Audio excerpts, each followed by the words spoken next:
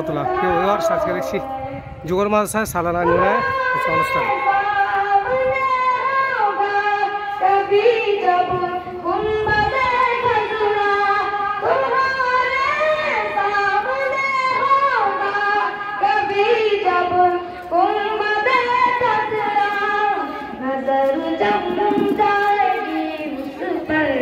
हटाना भूल जाओगे, नजर जम जाएगी उस पर हटाना भूल जाओगे।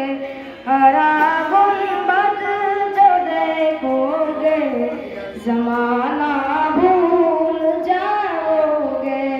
हरा गुंबद जो देखोगे जमाना भूल जाओगे।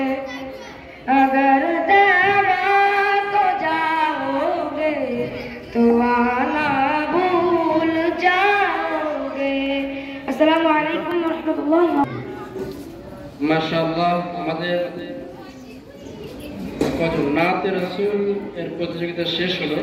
এখন আমরা বিচারকদেরকে বলবো যে আপনারা আপনাদের আমলনামাগুলো আপনাদের দিয়ে দিন আমাদের হাফিজ সাহেবের হাতে। এরপরে যে প্রতিযোগিতা আমরা শুরু করতে চলেছি সেটা হলো বাংলা বক্তব্য গ্রুপ বি, বিষয় ধর্ম।